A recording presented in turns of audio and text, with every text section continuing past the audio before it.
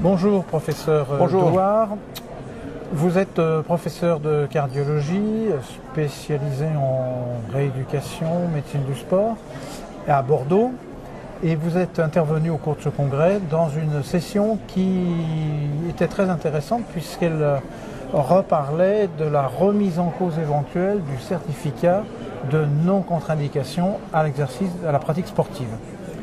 C'est un sujet qui revient régulièrement sur le tapis et puis surtout c'est un sujet un peu brûlant parce que les praticiens sont en première ligne, qu'ils soient cardiologues ou généralistes d'ailleurs. Et donc, pourquoi cette session? Simplement, semble-t-il, parce que ce certificat est remis en cause et on aimerait simplement savoir, dans un premier temps, pourquoi il est remis en cause. Je crois qu'il est remis en cause parce que malheureusement il est mal fait en France. Comme vous l'avez dit, n'importe quel médecin, y compris biologiste qui ne voit jamais de malade ou de sportif, peut faire ce certificat de non-contre-indication. C'est un certificat qui est vécu comme une formalité administrative, donc souvent avec un examen médical qui est mal fait, bâclé. En plus, c'est d'actualité, il n'est absolument pas rémunéré actuellement. Et puis il faut constater que malheureusement il n'est pas très efficace parce qu'on estime qu'il y a quand même 1200 décès au cours des pratiques sportives en France. Donc il y a un hiatus en cette prévention et les réalités de terrain qui sont un peu préoccupantes. Quand on dit il n'est pas efficace, est-ce qu'on a comparé des chiffres avant et après sa mise en place ou c'est... Non, je ne crois pas. Non, on n'a pas ces infos. On n'avait pas d'études épidémiologiques exactes sur le nombre de morts subites au cours d'activités sportives. D'ailleurs, on a des données très partielles. Il y a des registres régionaux aquitains, effectivement. Il y a le gros travail de Xavier Jouven avec l'INSERM. Donc, raisonnablement, on peut estimer entre 1000 et 1200 décès annuels. Alors finalement... ce certificat est remis en cause, qu'est-ce qu'on pourrait faire à la place? Il y a plusieurs alternatives. On pourrait faire comme les anglo-saxons, dire il est inefficace, on arrête là, on le supprime, on n'en parle plus. Est-ce que les anglo-saxons ont pu vérifier le retentissement Non, peut-être pas. Je ne pense pas qu'ils aient pu le mesurer, mais en tout cas c'est une constatation. Quand vous voulez faire un marathon à Londres, vous n'avez pas besoin de certificat médical, sauf si vous passez par une agence qui vous emmène là-bas. Aux États-Unis, c'est pareil. L'autre alternative, c'est peut-être de réfléchir sur la façon de faire ce certificat médical. D'abord qu'il soit rémunéré. Je crois que ça permettrait aux médecins de prendre leur temps pour effectivement donner des conseils de prévention en plus. Avec des consignes d'examen bien faits, avec un certain nombre de choses à faire, peut-être des examens biologiques plus sérieux, comme notamment des bilans biologiques qui, à mon avis, devraient être faits plus tôt, parce que quand on regarde les causes de mortalité dans l'activité sportive, c'est surtout la maladie coronaire qui prime, et même avant 35 ans, contrairement à ce que l'on croyait avant. La première cause entre 25 et 35 ans, ça reste la maladie coronaire, donc il y a du dépistage à faire. Et vous avez parlé de 3 possibilités, la troisième? Et la troisième, c'est de renforcer ce certificat médical, puisqu'il y a une grosse pression actuellement, y compris des sociétés savantes comme celle de cardiologie, pour même renforcer ce dépistage en augmentant le nombre de réalisations d'électrocardiogrammes de repos. Ma conviction personnelle sur cette thématique est que ça pose des problèmes financiers, d'interprétation. Et puis surtout, c'est un problème de santé publique qu'il faut mettre à sa juste place, à savoir que le nombre de personnes de moins de 35 ans qui décèdent sur une activité sportive en France se compte sur le doigt peut-être de 2 mains, voire d'une main. Donc ce n'est pas un problème prioritaire de santé publique. Donc il faut y réfléchir tous ensemble. Ce que l'on voit, c'est qu'au ministère, ça bouge. Avec l'ancien ministre Fourneron, ça bougeait. J'espère que ce dossier sera repris rapidement. Et puis que ça aboutira vraiment à quelque chose de concret et surtout d'efficace pour nos sportifs.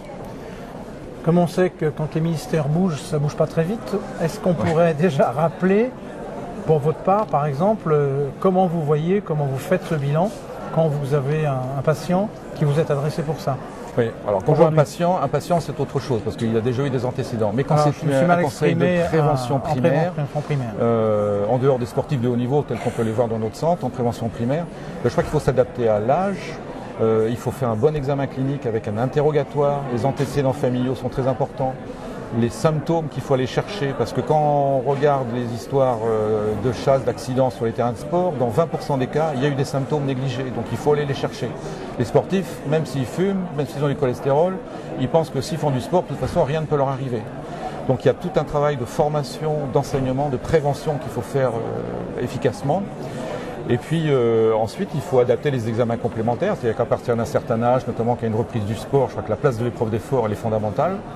Et quant à l'électrocardiogramme de repos, il ne faut sûrement pas le faire tous les ans, il faut le faire, je ne sais pas, tous les 4-5 ans suivant l'âge. Mais en tout cas, l'ensemble de ces examens complémentaires doivent être adaptés aux sportifs que l'on a en face de soi, dans une juste perspective de prévention efficace. Donc là, on est bien dans ce qui se passe aujourd'hui, dans ce que vous faites. Si on devait renforcer, jusqu'où irait-on ou jusqu'où ne devrait-on pas aller? Il y a des pays qui font ça de façon très efficace et depuis 30 ans, comme les Italiens. C'est eux qui ont convaincu la Société européenne de cardiologie de faire des bilans plus poussés et qui vont jusqu'à des épreuves d'effort à partir d'un certain âge. Ça pose la question des possibilités réelles de prise en charge de tous ces gens-là, parce que la médecine du sport en France, elle n'est pas très développée, pas comme en Italie. Et puis ça a un problème de coût aussi, donc c'est un problème de rapport coût-efficacité. La place de l'échographie dans la perspective de la myocardiopathie hypertrophique qui est quand même pas rare. Je crois que la myocardiopathie hypertrophique parle sur un électrode de repos dans 90% des cas. Donc la place de l'écho, elle est vraiment en deuxième intention. L'autre cause de mort subite chez les sportifs, c'est les anomalies de naissance coronaire. Ça reste quand même assez exceptionnel. Ceci dit, quand on a un sportif en face de soi, notamment un sportif de haut niveau, qui a lui l'obligation de faire une échographie, c'est fondamental de toujours rechercher l'origine des coronaires, de voir si effectivement on les voit bien, si elles sont bien, si elles ont une naissance anormale. Ceci dit, aucun examen n'est sensible à 100%. L'année dernière, on a eu le cas d'un gamin qui malheureusement s'est écroulé sur un terrain de sport. Il avait eu tout un bilan 3 ans avant, y compris un écho. On n'avait pas vu l'anomalie de naissance coronaire. Donc même dans des équipes très entraînées, tous ces examens de dépistage ont malheureusement leurs limites et il faut l'accepter parfois. Ça ne risque pas de tomber dans des problèmes médico-légaux tels que les gynécologues les redoutent, les obstétriciens? Je pense qu'actuellement, il y a un gros problème médico-légal parce que les sociétés savantes prônent la réalisation de cet électrocardiogramme et sur le terrain, ce n'est pas fait. Donc imaginons un accident, une famille revendicative, un avocat qui sache prendre le dossier en main. Malheureusement, il y a un problème potentiel, effectivement. Absolument. Eh bien, merci de nous avoir éclairé sur ces différents aspects. Et puis, on attend, on espère qu'on se reverra quand la législation aura évolué ou les recommandations, je ne sais pas. Ok, merci beaucoup. C'est moi qui vous remercie.